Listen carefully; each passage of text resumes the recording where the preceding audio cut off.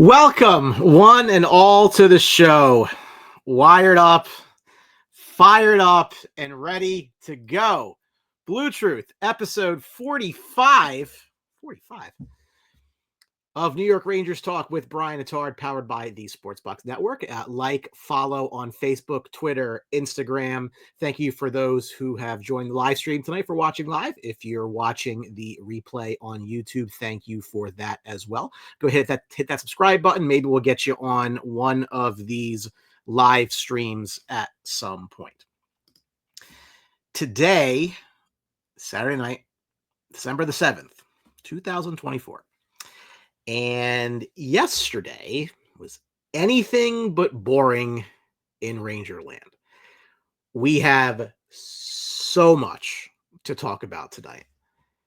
Dimitri, hello, brother. How are you? Was wondering when you were going to, I didn't intend to have this long of a break. It's just like life kind of happened. And then I couldn't wait any longer because all this news broke. So now it's like, well, we got to talk about it, obviously. So that's for sure. Larry, how are you, sir? Good to see you. But, yesterday was a day that will live in infamy. There are days in Rangers fandom where you'll always remember where you were. Some of these are obviously, on ice moments. Bateau, Stepan, Panarin. Some are not great. Some are losses. Los Angeles, Tampa Bay a few times. Some of these are off-ice moments. Transactions. Sometimes it's adding a player. Mark Messier, Wayne Gretzky. But sometimes it's when a player leaves. And sometimes it's not good. Brian Leetch, Henrik Lundqvist. Other times, though, it is awesome. Like the news from yesterday. Rangers have traded Jacob Trouba to Anaheim. So somewhat out of nowhere, the day started with this talk that the Rangers were holding Trouba out of the lineup for roster management reasons. Now, the last time you probably heard roster management, it probably was in relation to the salary cap gymnastics that the Rangers had to do to fit Patrick Kane under the cap when that was going on, when they held healthy players out of the lineup for cap reasons. In this case, it was because the Rangers were looking to ensure that Trouba didn't get injured because they had finally pulled off the Band-Aid. They had finally made the decision that the time had come where he had to go. There were rumors that had the Rangers been unable to find a trade that Trouba was agreeable to with his 15-team no-trade clause, that he'd be placed on waivers. And the 2 p.m. deadline came and went, and Trouba wasn't waived, and the rumors were flying around. Detroit was involved. Columbus was involved. Anaheim was involved, talking to the Rangers about Trouba. And then within about an hour from that, news broke that the deal was made, which Trouba approved, to send the Rangers captain all the way to the other side of the country, which is far from New York, ironically enough. And in what was probably the most shocking detail, at least to yours truly, not only did the Rangers receive some level of an asset in return, they didn't have to retain a single solitary dollar of Trouba's $8 million contract into next season. Fantastic. Oh, we're alive. No, we are alive. Matt, what's up, buddy? How are you? Brian, mad they traded Trouba? Absolutely not. I am smiling ear to ear. Joe Paoli, this guy never played hockey. I'm sure you did. Thank God for you. Larry, Trouba got that dog and I'm going to miss him, but had to happen. Well, again, so the Rangers did get Urho Vakanainen, I don't know. Sam Rose is going to totally butcher that. 25-year-old kid, 2017 first-round pick from Boston. He's 6'2", 205, defensive defenseman. He was traded to Anaheim in the Boston trade where they ended up with Hampus Lindholm.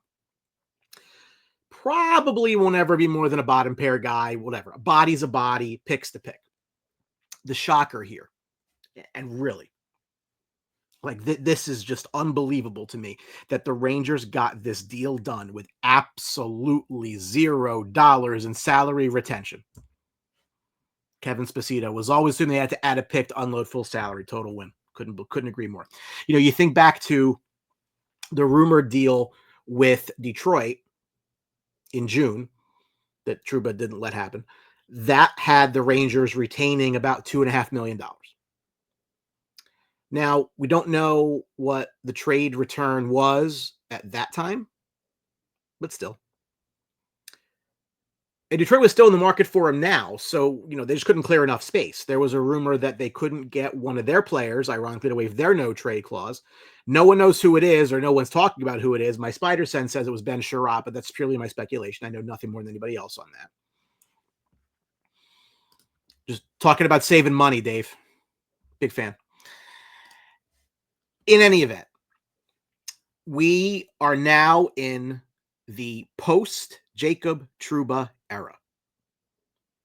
Personally, I ended up going to his first game as a Ranger and his last, for what that's worth. But we need to talk about the impact of Trouba not being here. So, in every way possible, this was a hugely productive action by the Rangers. As this show has detailed repeatedly, it's really not feasible for a team with any intention to be a contender to spend $8 million on a third pair defenseman. The same as it's not feasible for that same team to pay $3.6 million for a fourth line player. When you only have so much money to work with and a hard ceiling on your spending, an overpayment or a misalignment of resources in one area will have a direct impact on other areas. The things that Jacob Trouba brought to the Rangers were in no way commensurate with his salary. I don't blame Trouba for the money he made. The Rangers gave him that contract. The Rangers gave him that contract when he was 25 years old, coming off a 50-point season, and the trajectory was very positive, through the moon. The same way that the Rangers recently locked up a 23-year-old Alexei Lafreniere to a long-term deal is what the Rangers did with a then 25-year-old Jacob Trouba. The expectation now, then with Trouba, like it is now with Lafreniere, is that he would mature and the deal would look like a bargain because he'd outperform it. With Trouba, that never happened.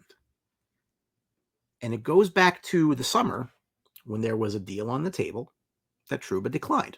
And again, not to re-legislate this stuff, but I don't blame Trouba for using the right that he negotiated into his contract. That is his prerogative to place his family first.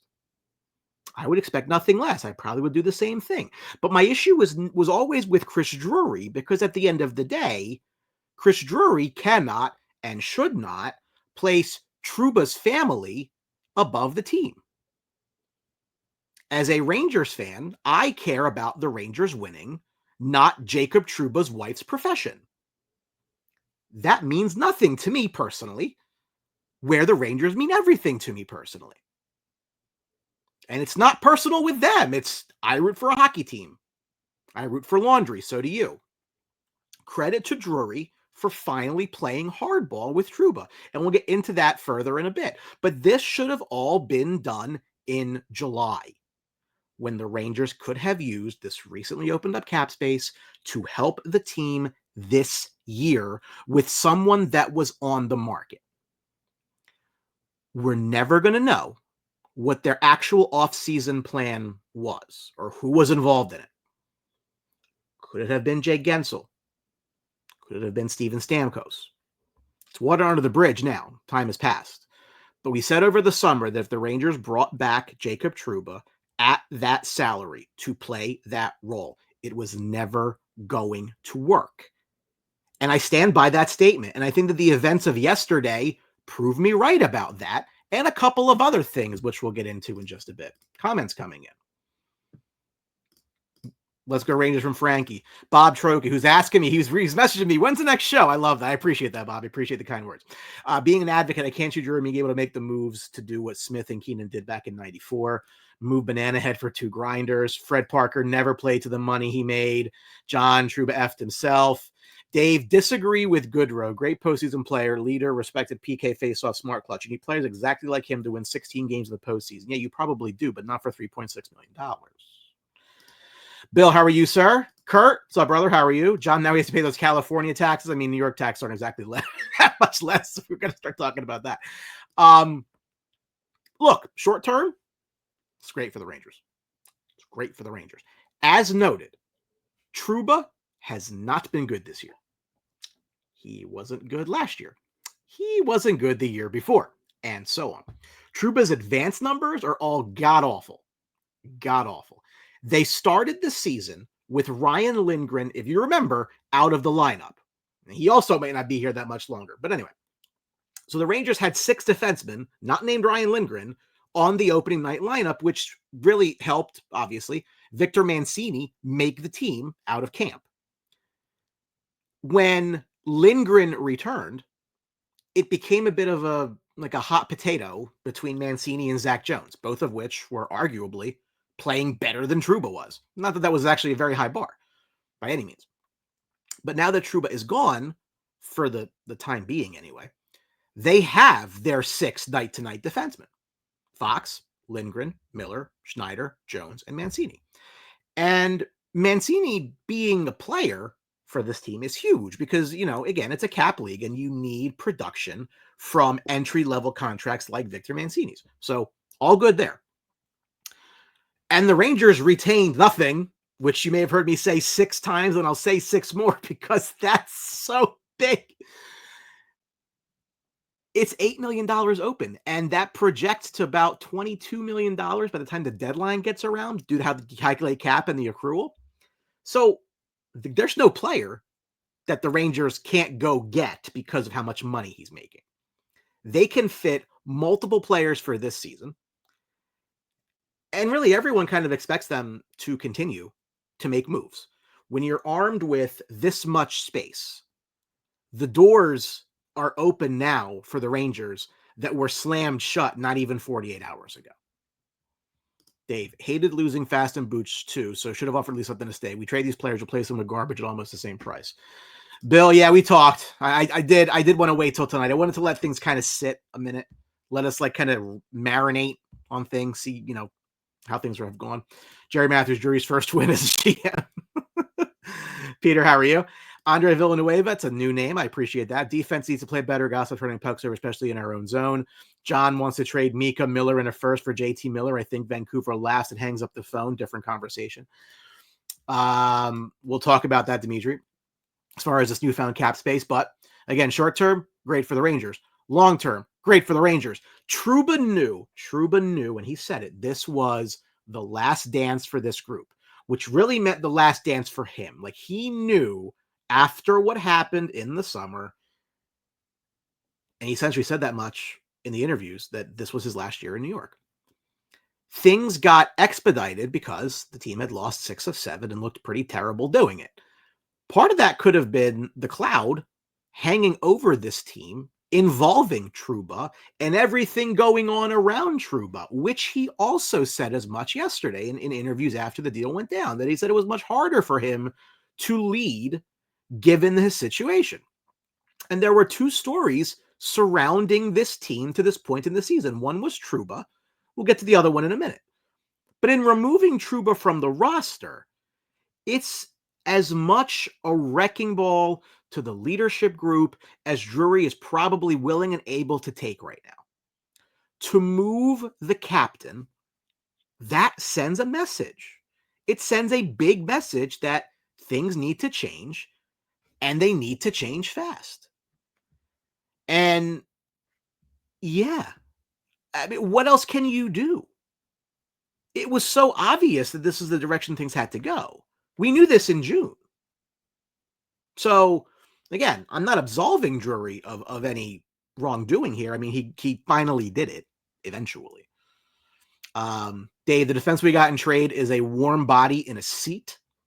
He might play the sixth defenseman. He might play the seventh defenseman. He might not play at all. Doesn't matter. I would have been willing to add assets to get rid of Trouba. They got out of him for absolutely nothing, and they actually got something back. It's amazing. Kurt's laughing. I love that. Bob, if moves are so prohibited, more teams have to blackmail players like Drury does. Which, again, we'll talk about that in a second here. Richard, for everyone, first time tuning in, love the page, totally enjoying the show. Richard, thank you very much. I appreciate the kind words there. Kana, 8 million more in cap space feels good. Feels great. Feels fantastic. Feels like, the pants after Thanksgiving, like you just kind of get a little more space now to work with. Fred Parker, thoughts on Mancini? Seems solid for a young defenseman. Yeah, I mean, listen, he's played fine. Like this whole gymnastics with the defensive core was because they had too many guys that could play and they couldn't how do you bench your captain? How do you do it?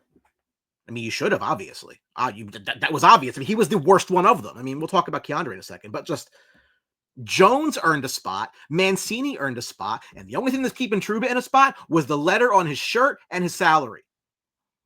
All summer, I was like, this guy's got to go. Too much money for the role. Don't care who it is. You can't pay $8 million to a third pair defenseman, which is what he was going to always be. So, Ruby, how are you? We'll talk about Chesty's deal in a sec. Peter, who cares what we got? Yes. Couldn't Peter, I would have added to get out. The fact that we didn't have to is amazing. Chad, brother, what are the conditions of the draft pick? I don't know. And I can figure it out. I just don't care yet because it's a 4th round pick next year. So far out in the distance, so far not in my psychosis. All I am happy about is I look on the roster and I don't see Jacob Trouba's name. And that's fantastic. That's exciting. I'm smiling ear to ear. I don't know how this all happened, and it happened so quickly. It's wonderful. Thank you, sir. Appreciate that. Kana, give Keandre the C based on the pattern. No. Give Mika the C based on the pattern. And that's right, Bill. The projected cap space. Look, they can do whatever they want. They will not be held back financially this year. It's not exactly like it was a couple years ago, like when the Rangers made the playoffs, the year they played Tampa, they had $30 million in space. Barb, hi everyone. Did Trouba's skill deteriorate or was he mailing it in? It was probably a little bit of column A leading into this year, and then column B took over.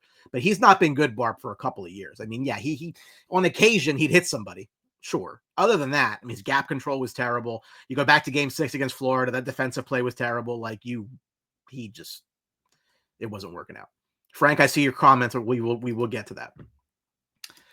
So I want to talk a little bit about Chris Drury. Chris Drury has played hardball now with Barclay Goodrow and Jacob Trouba, and he's come out on top.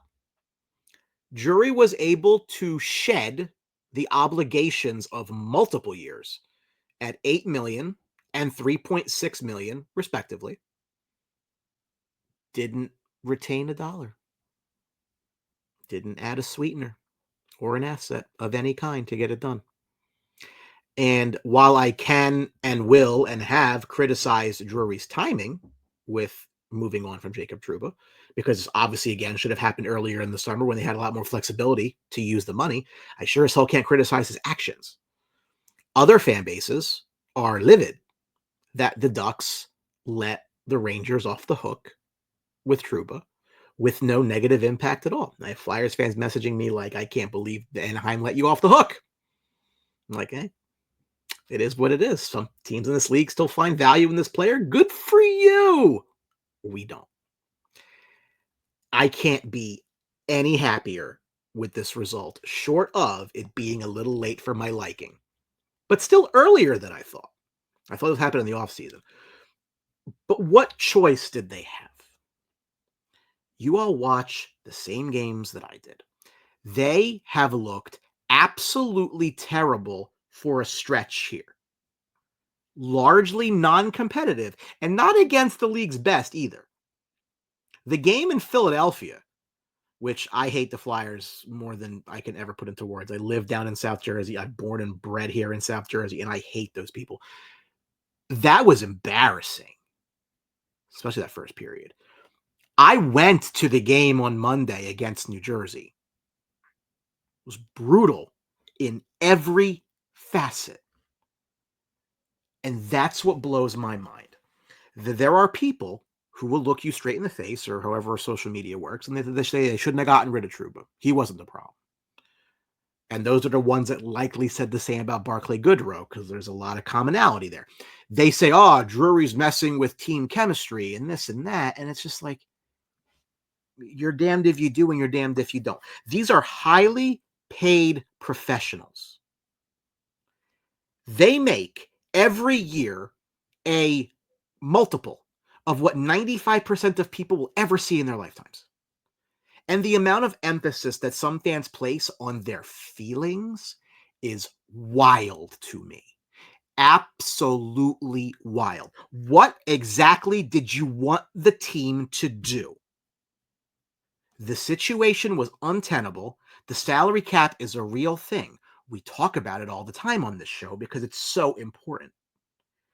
And I don't know about you, but when Drury sent out the memo, as it's being dubbed now, because it's not the letter, and the players responded to that the way they did by getting worse, didn't that scream out to you that there needed to be this massive change sooner than later?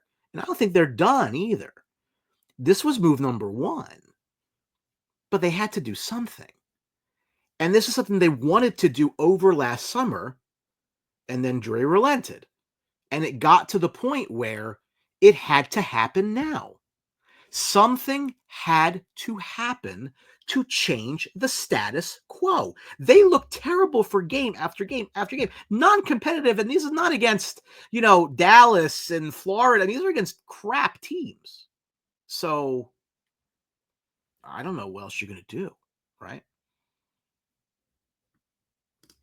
See, now, Bob, Mika should be the captain so Mika gets traded, right? That was the joke. I don't know if you got that one or not, but I posted that. People didn't know what the hell I was talking about. Kevin, he was miscast as shutdown defenseman. Yeah, he was. I mean, it was never going to work here. Brian, don't we all know Mika's not going anywhere? What's this trade Mika thing? Well,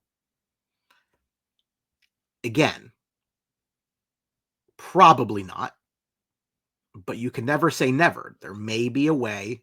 Depends. It's probably not going to happen. I agree with you, but we can hope. I mean, a year ago, we didn't think Trouba was going to be here for the duration, too. Limited MCs give Drury no chance. What players do you know of on the trade market? The team can go all season now. So I don't really know, Kurt, and I'll tell you because that changes, right? Like Nashville looks like they might start blowing it up pretty soon because they're terrible. As soon as teams start to fall off, like guys become available. So I'll be very curious to see how this goes, right? Not saying that Toronto falls off, but like Mitch Marner's a pending free agent, right? So like these are, I'm not speculating that. I'm saying is like that's the kind of situation where if they look like they're not going to do anything, are they going to let themselves get Tavares by Marner? I don't know, but those are the questions. Richard, Drury did the organization saving money, but 100%. 100%. Al, Drury's been ruthless. We'll see if it doesn't come back to bite him in the ass because players will not want to come here thinking they'll be screwed. Al, I'm glad you brought that up because that's a topic I'm going to talk about in just a couple of minutes, so stay tuned because I have a lot of thoughts about that. Bill, a lot of real fans do not understand just how well the it was a masterclass. It was a master class.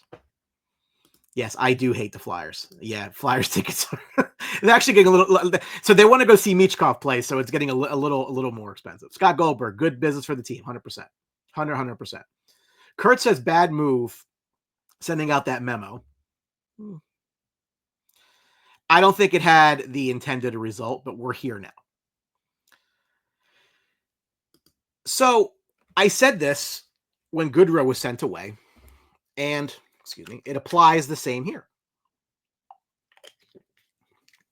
I hear people talk about how they screwed Trouba over and this and that. I look at that stuff, and the comment was just made. I laugh. This is a business. By the letter of the law, and everybody will tell you, the Rangers did nothing wrong. At all. Trouba had a partial no-trade clause. A partial no-trade clause does not prevent you from being waived and picked up by any team. Kind of like Barclay Goodrow. So, when the Rangers threatened him to take a trade or be put on waivers, he elected to take the trade. He had a full no movement clause for the first 5 years of the contract that expired on July 1st. At those points, the Rangers did not have that option. You cannot put a no movement clause player on waivers. Now, Drury played hardball, and he won. They used their advantage. Good for them. To the comment that was made about this is going to be a problem for people to come to New York, Al, I would say to you, this will have no impact on the Rangers' ability with free agents at all. And we have precedent to know that. The Rangers, in whatever year it was, 2007, they sent Wade Redden to the minors for like 4 years. And we all know that from that point on, the Rangers sure didn't have trouble attracting free agents. They blew a lot of money on a lot of morons. They had no problems after that. Players need to be held accountable. Players know this. They want to win. They may have friendships with each other, and that's all well and good, but they only have so much time playing this game that they love in this league to win. And they want to win. So I don't think that holding players who are not meeting the standard accountable for not meeting the standard is this big negative to other players, because I think they want to win too. And it took him too long, but Drury did the right thing here. It was a slam dunk trade for the Rangers.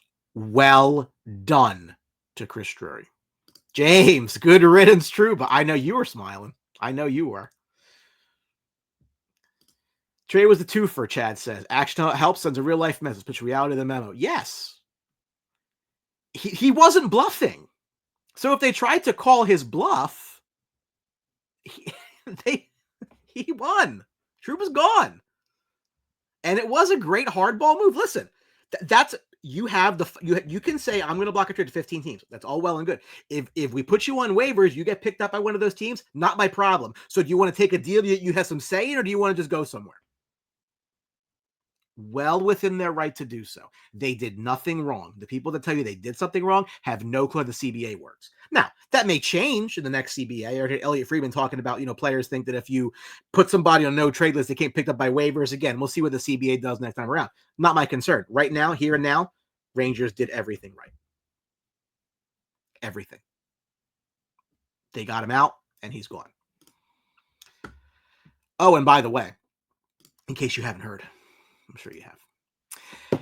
Additional great news from Friday is that the Rangers and goaltender Igor Shesterkin have come to terms on an 8-year, $92 million deal with an average annual value of $11.5 million per season. The deal also carries a full no-movement clause for the entirety of the deal. They can't waive Igor because it's a no-movement clause. More on that in a bit. From a raw dollar perspective, it is the richest contract given to a goalie in the history of the National Hockey League.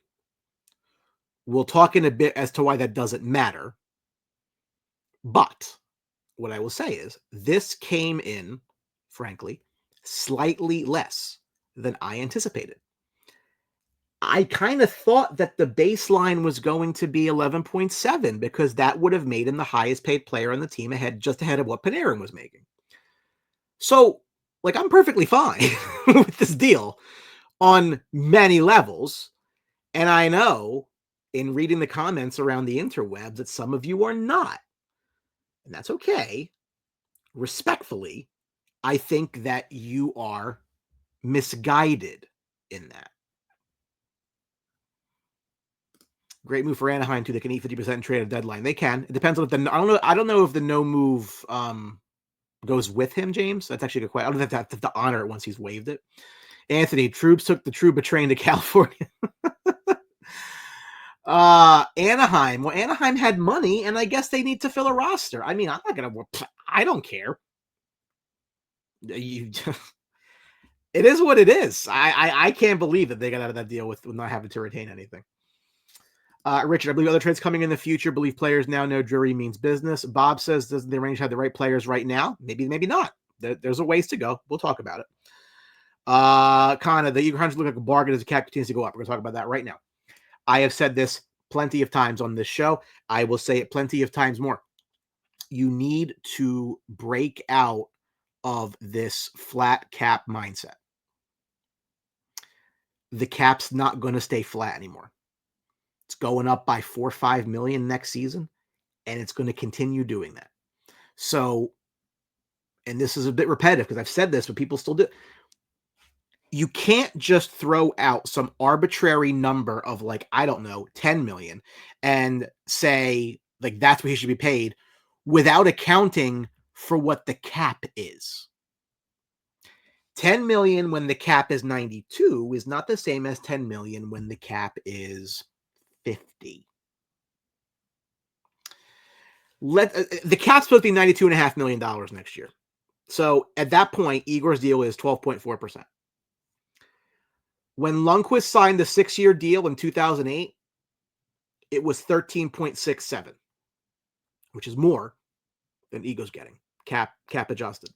When Lundqvist signed the 7-year deal in 2013, that was 13.22% of the cap at that point, more than Igor is making. When Price signed his deal, the one that Igor trumped to take over the biggest deal of all time, 8 years, $84 million in 2017, that was 14% of the cap. I mean, I'm happy with this. You know, you can't use old deals in dollar terms as comparisons. If you are comparing a salary when the cap is at 92.5 versus a salary when the cap was about half of that, that's just not a logical comparison. 12.4% is slightly more than what Bobrovsky got when Bobrovsky signed it. I mean, like slightly more. And Bobrovsky plays in a no-state tax state in Florida, so he actually gets more. Like, let's be real here. Now, I know we didn't really talk about the Lafreniere extensions because we haven't had that. I've not just been busy, and that's on me, not on you guys, obviously. But the Rangers now have Shesterkin and Lafreniere signed combined under 19 million between the two of them. I thought it would easily take 20, 21, 22 to get that done. Fantastic work by Chris Drury. Again, we said there were 2 clouds hanging over this team this year. One was the circus around Jacob Trouba. But all anybody wanted to talk about for the first month of the season was how much Shesterkin was going to make. You had players and coaches on other teams talking in the media how great Igor is and how he's going to get paid the big bucks. Both of these external forces had absolutely an effect. They had to weigh on the team. The uncertainty around when Igor was going to get paid also had to impact his play. Now that question's off the table. So now we know what he's getting, and so does he. He can get that out of his headspace. So Igor, I know the analogy to running backs in football. I just disagree with it because star goalie can win you a Stanley Cup. Star running back can't win you anything. Now, Peter, you're right. When the cap goes up, so does the market, but the dollars stay the same. Igor's making 11.5 every single year for the next 8 years. There is no variance in his. So that's why they sign as a percentage of cap, because that percentage of cap decreases over time. When the cap is $120 million in 5 years or whatever, 11.5 is a smaller piece of that pie. Again, the contracts stay the same. So I hear what you're saying, but that's how these things are judged, is what is the percentage of cap when the player signed the deal. Steps in the right direction. Job's not done. I agree. There's more to do. Frank agrees as well. Igor had all the leverage here. All of it. He could have dug his feet in and said, I want 13 million plus. And I don't think the Rangers would have had a choice. And I know you probably disagree. I know you probably don't think this is the case. But $11.5 million is absolutely a hometown discount. It is. If he goes to market, he clears 13 easy. Toronto was already talking about it, how much they would love to have Shesterkin than pay him. The fact that he took 11.5 for 8 years is a hometown discount for the Rangers. He wanted to stay in New York. He took less money to stay in New York. And I know you're going to be like, Brian, he's getting $11.5 million. Yeah, he is. It's the biggest amount of money for a goaltender. Yeah, it is. But he could have gotten more if he went somewhere else. He wanted to be here. He just wanted a commensurate salary. He's the best player on the team. And you see that night in, night out. They are so reliant on him. You can say, well, you watch the same team I do. He's very, very, very, very, very, very, very, very, very important what they do. Just is.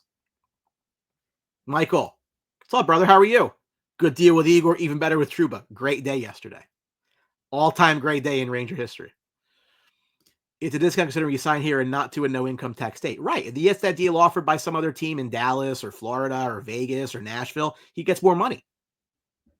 That's a reality. Teams in Canada are also negatively impacted by that. Brian, thanks for Beak. Once a Ranger, always a Ranger. Richard, Trouba was a toxic person, affected his playing on the ice, affected the players around him. I agree. Trouba being gone with his baggage on off the ice will benefit the team in the future. So, John, Bob got 10 in Florida, but he got 10 when the cap was less. So his percentage is very close to what Igor got now. So the no movement clause, right? Everybody makes all the no move, the no move, the no move. The no move is table stakes when you're talking about this level of a player. Superstars are not going to just sign this deal where they can end up being traded someplace they don't approve of going to. It's not that you can't trade someone with a no move. It just means that they have to approve it. They're going to dictate where they're willing to go and where they're not willing to go. This is something that star players negotiate. They want the protection. You're not going to sign someone like an Igor Shesterkin without him knowing that you're not going to have the ability to send him and ship him out to some outpost in Canada without him saying, yeah, it's okay with me. So the people that are dead set against these clauses, like, okay, fine. Well, if you're not going to give it to them, some other team's going to give it to them. So, like, either you want the player or you don't. Because when you're talking about this level of a player, this is how the contracts are done. And for all of the Trouba stuff that I feel, if the cap wasn't flat, Trouba on the team is much, much less of an issue, right? Because the cap goes up and the salary stays flat. So the cap should have been over $100 million by now, and it would have if not for the pandemic and the flat cap era. You are going to see more and more guys making more and more money, just like the other sports. We're within a decade, maybe even less, of the first $20 million a year player in the NHL.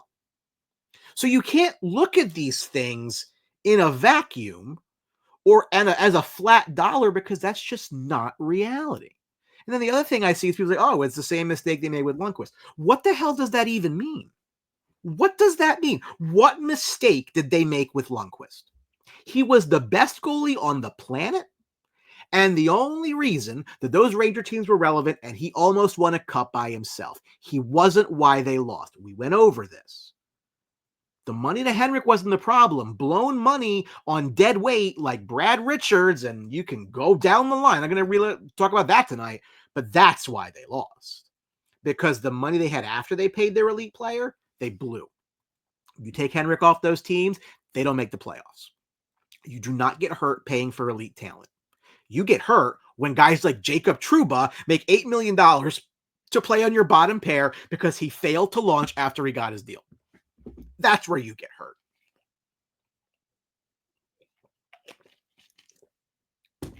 Igor's deal, good for the Rangers. So was Lafreniere. Two real good pieces of business there by Chris Drury. Sean, is Trouba the extent of locker room cancer? I don't know. But he had to go. I'm sure he was well liked in the locker room, but you can't pay that guy $8 million. You can't. Do no movement clauses include not allowing buyouts? No, you can buy out a no movement clause. Buyouts are very punitive, as you know, but you can. You just can't waive them. You can't put them to the minors. You can't do anything without their consent. They're roster locked. Hank was a rock star, face of the franchise. Well, I think Igor's the face of the franchise right now.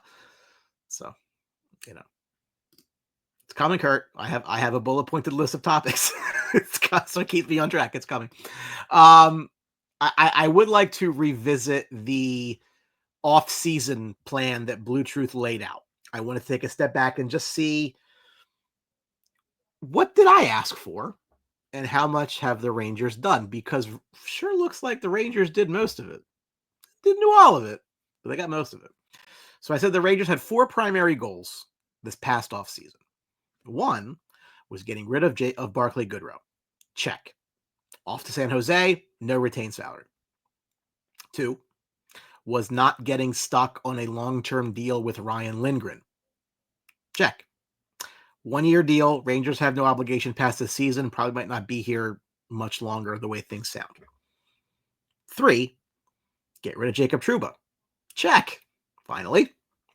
Took longer than it needed to, but bye-bye, out the door, see you later, you bum. It's done now. 4, which is when they didn't do, I'll put it incomplete, is getting Mika the right winger. So cap limitations caused them to go after Riley Smith. Now, that wasn't the sexy name that they could have got in the offseason. It is what it is now. Again, water under the bridge.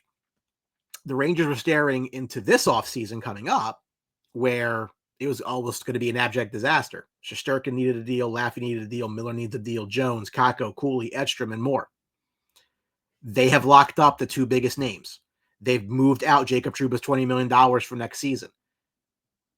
They're fine. This year, again, if anything puts you at ease, this should put you at ease. This year, they were paying Shesterkin and Trouba $13.7 million combined. As long as they pay Trouba's replacement $2.2 million or less, next year they will pay Shesterkin and Trouba's replacement $13.7 million. Flat, even out. One hand washes the other. If they pay him 2.1 or less, they're ahead. It's all fantastic. So the upcoming off season is looking less and less like a disaster and more like they're kind of going to be all right. Playoff Igor is the face of the franchise. Yes. Mm-hmm. We're going to talk about regular season in a second here, Matt. But yeah, like you're paying for the playoffs. You're paying for the playoffs. Smith isn't the problem. It's Mika. I don't disagree, but you can't. He's the one that you really can't get rid of. And Riley Smith last night, that was by far his best game of the year. Like, I think he wanted to show the Penguins up a little bit. I like that. I like that quite a bit. I don't know yet, John, because we haven't gotten the deadline. You don't know who's going to, you know who's going to be available. None. Teams fall out. Teams get into the race. The point is, all this money is going to accrue, which gives them limitless options. as we get closer to March 7th. Kurt, you want to talk about this year? I do too. So, what about this year? Where is this team? And what is this year going to be? Well, I've been saying on this show for 45 episodes now, as long with a few bonus emergency shows and a couple BlueTruth blasts that I put out there, that time was not on this group's side. Mika Zibanejad has just looked absolutely terrible. He's 31. He's got 5 more years at $8.5 million. I wanted Jack Eichel so badly. It didn't happen for a variety of reasons, but I did think Mika would be effective for longer than this. Like, if this is who he is now, that's not feasible. That's not conducive to winning. He needs to figure it out, or the Rangers need to figure it out. And I do think it's pretty much an immovable deal. I'd love to be wrong about that, more than you know. You know, I said in jest that he should be named the next captain, and half people got that and half people didn't. Well, captains get traded, kids. That's what I was trying to say. Panarin's not slowed down. That's wonderful. He's got 1 year left after this on his current deal, and I personally would think he'd like to stay. And he may take less to stay. Now, it'll certainly be less than the 11.6 he's making right now. We'll see where that goes. I don't think he's going to be the kind that wants to go somewhere else. I think he's pretty happy where he is. So we'll see where that goes. I would have bet anything that he would have left after next season, but the way things are feeling right now, that they've locked up core guys, like the next set of core guys, I think that may lead to Panarin hanging around a little bit longer. And again, he's aging beautifully. Like, he's getting better. So you can't be upset about that. Chris Kreider. Kreider's too valuable. You can't. I mean, look, his contract is a bargain compared to his production. It is. Dave Fibo, if you're still watching, I know you're shaking your head no to that, but it's true. He scores goals for $6.5 million. So it's like, you're not going to replace that. He's fine. Mika lost a step. Yeah, sure he did. Yeah, he did. Mika played well last night. We'll see where it goes. Again, I'm not bullish on the way that projects out. The open cap space is going to be huge for them. I fully expect the Rangers to be aggressive. They have the 10th most cap space in the league right now, just like that. They have no reason now not to be pushing the chips in unless the team doesn't respond to any of this and they fall out of it. The reality is, and it's always been, the regular season never mattered to this team, and it really doesn't. And what I mean by that is they just got to get in. They don't have to win the President's Trophy. I don't even know this cosmetic nonsense. It doesn't matter. Just get in. So from the standpoint of, is the season salvageable? Of course it is. They're 14-10-1. They're in a playoff spot right now with games in hand on the teams ahead of them. They come into today a point ahead of Tampa Bay, and nobody's talking about Tampa Bay is out of anything. Yeah, their play of late has not helped them, obviously, but they're 13th in the league in points percentage. That's a playoff team. Despite losing 6 of their last 8 games, they are 13th in points percentage. If they win tomorrow against Seattle, which I'll be there for, they're a point behind Dallas, who's a cup favorite. So, it's not sunshine and lollipops, but it's not the end of the world either. Yeah, the Devils are up 9 points on them, which is suboptimal, but they've also played 4 more games. So, again, is it great right now? No. Is it the end of the world? No. But this is why they made that Trouba move now, because the season is salvageable. They had to act. Coming out of the Devils game on Monday, that is the worst I've seen them play live since before the letter. They were awful. And the 3 days off since the Devils game just felt like they were going to have to do something out of necessity. And they did. I think we'd all agree they looked a lot better against Pittsburgh than they have in recent weeks. And it's not like Pittsburgh came in limping. They were on a 4-game winning streak, for what that's worth. 25 games in, they've won 14, despite how bad the last couple games have been. Sure, they have plenty of work to do. I don't think this team right now, as it currently stands, can win. They just have pieces they got to go. I think Lindgren's going to get moved here for an upgrade. I think that Smith and or Kakko will get moved for an upgrade. Filipino's health's a question mark, but nothing you can really do there. I mean, If he's playing, he's playing. You can't just like, keep a center. Where they need to be careful is they're really prioritizing sparking Mika Zibanejad. And in efforts to spark Mika Zibanejad, Laviolette is deconstructing very effective lines. Panarin, Trocheck, Laffy's been great again this year. Cooley, Hedl, and Kakko has been absolutely excellent when they're healthy and playing together. So, like, if Mika's not effective, okay, then he's your third line center. It is what it is. Play better if you want more ice time. It has to be a meritocracy. It has to be. If the kids are playing better, then the kids need to play more. Look at Will Cooley this year. Love some tied for second on the team in points with Adam Fox. He's third in goals behind Panarin and Kreider. He gets no power play time whatsoever. So, like, he's had a fantastic start to the season. And you always notice when he's out there. Same thing with Lafreniere. Lafreniere has earned the right to replace Mika on the first power play, even if occasionally or generally, whatever, but he's playing much better. Dave's contacting the NHL about Trouba's assist. Lots of hockey left, guys. Yes, no, I agree. They need an alpha up front, solid stay-at-home defenseman. I don't think Labby's on the hot seat at all. I really don't. And Mika's Mika. It is what it is. This Juan says, new name again. I appreciate that. Need to retool better 5-on-5, better defensive team. Yeah. I mean, Igor, again, he covers a lot of deficiencies, but we'd like him not to have to. And again, that's why this Trouba deal needs to be a wake-up call. So instead of what we saw on December 3rd of 2022, when Jacob Trouba threw his helmet, Drury threw out Trouba. It needs to have the same effect. And yes, they looked better against Pittsburgh last night, so that is something to build on. You can lose games if you're playing well. That's fine. I'm not concerned. I am more concerned when they look like they don't care and they're not competitive whatsoever. That bodes poorly. When you start the way they've been starting, it's bad. Real bad. They get down 1-0 early, feels like, woe is me, same old shit, and then they lose. They got to get their confidence back. And if we really want to be honest with ourselves here, it's, for me at least, it's been 3 specific players that are or were the problem.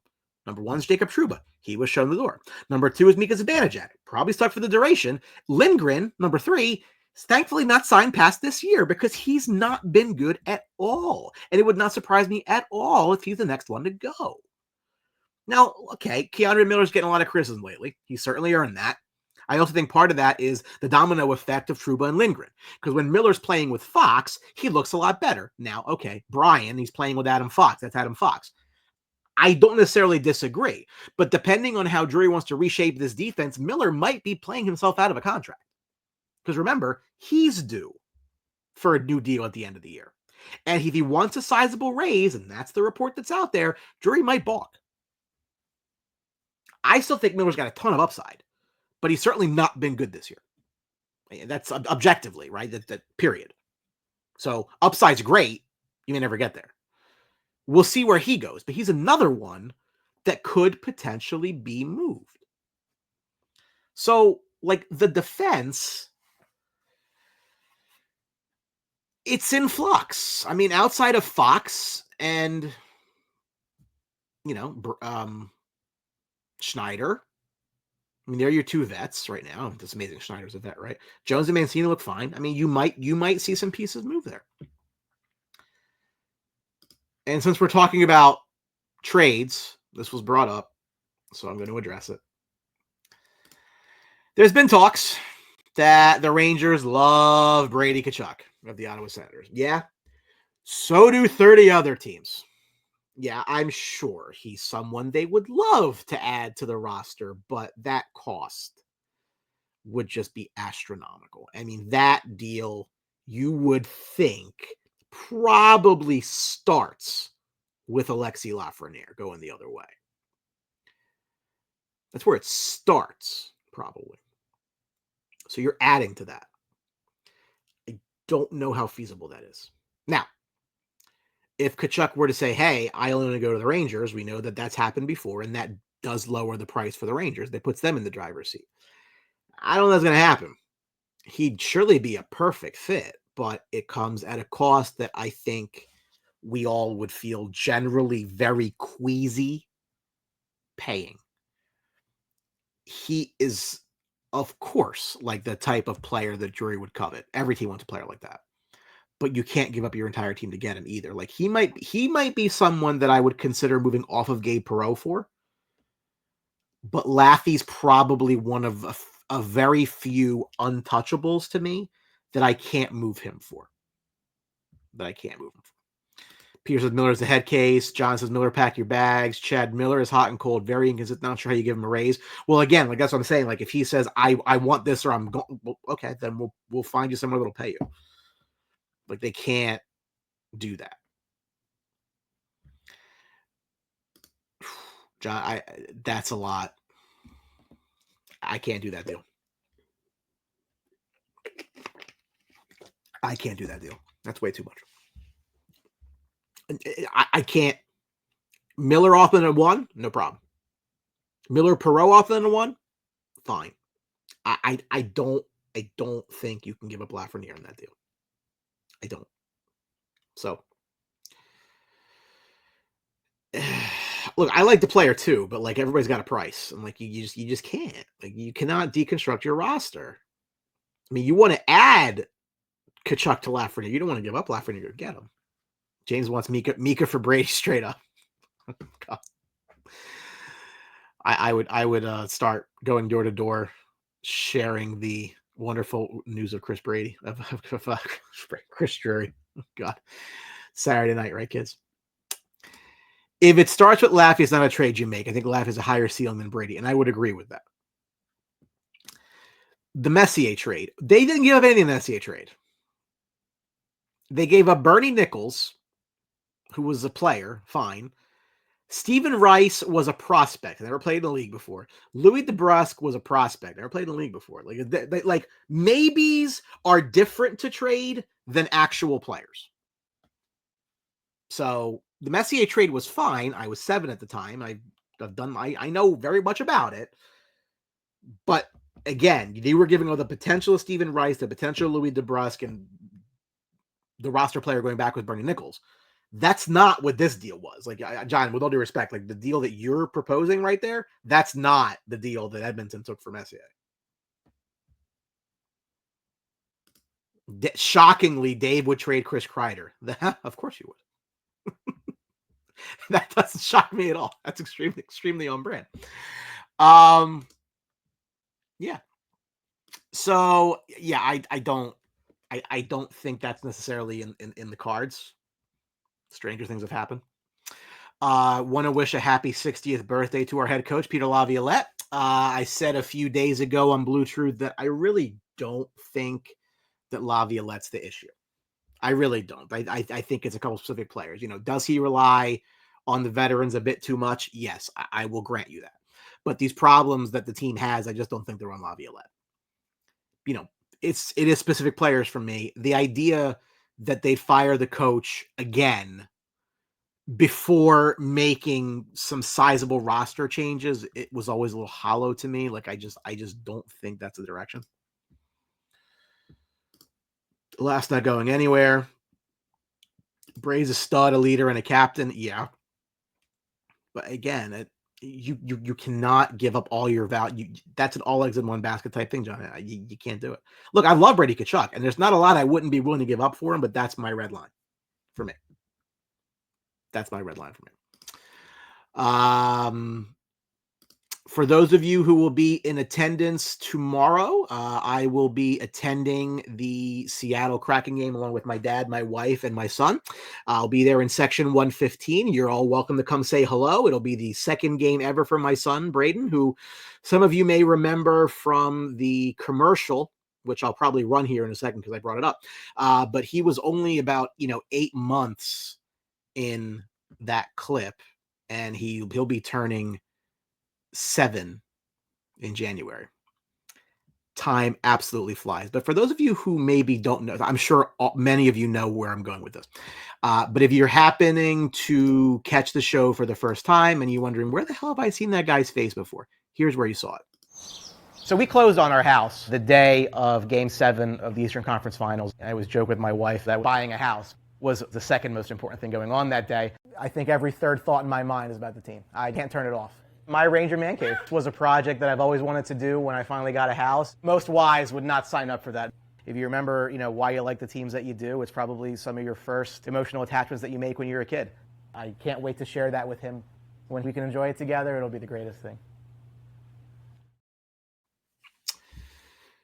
He's going to be 7 in January. A month and 5 days. Little guy. Time flies. So, that's all for tonight. I feel like the vibes have done a full 180 the last 48 hours. Trouba's gone. Igor's set. They get a win where they play well. If they can peel off a couple of wins now, I think things will get a lot more positive. We're in early December. They've got quite a few more bullets now to fire with this cap space that they opened up. And I'm telling you, Drury getting out of Trouba and Goodrow without having to retain $1 is amazing work.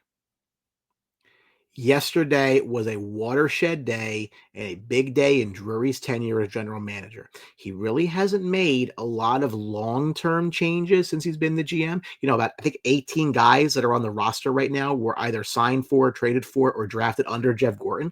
So, like yesterday, Drury really started to put his stamp on this roster, which is kind of weird to say so many years into him under the role, but it's true. So let's see where we go from here. Alex, love seeing that commercial. They best keep playing it. Thank you, sir. Thank you very much. I appreciate that.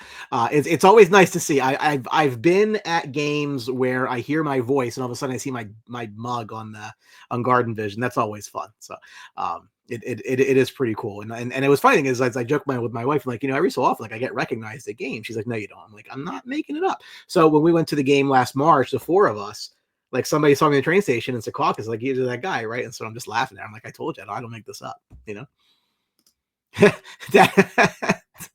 My buddy Chad, I love that. Chad, you got to get your Islanders fan son. You got to change that. If you need my help, like I'm with you. Like I'll do anything that I can do to help. Dave, watershed day. I love both deals, but you realize we got no players in return. Don't tell me Sam Carrick. Dave, do you know how big $8 million in cap space is? It's amazing. So good. I can't believe they didn't retain $1. He's so bad. Cloud 9. Bob, they should. You're right. They have winnable games here. Like, I think that they can kind of like, this out and go back in the other direction. I think everybody will feel real good about that. Again, they peel off 4 in a row, then all of a sudden, we're fine. So, but anyway. Thank you all so much for spending tonight with me. I don't know. We don't normally do Saturday night shows, but with everything going on, like I just felt like we had to talk. I mean, there's just the news and everything else. I mean, the way things are going with this team right now. Again, don't get discouraged. It's December the 7th. We got a long ways to go. They just got to get in. Once they get in, anything can happen after that point. So thank you all for your kind words. Thank you all for watching the show. And if you're going to be in the game tomorrow, come say hello. I'm sure you'll see my mug in 115 row 22. Have a good night. Let's go Rangers.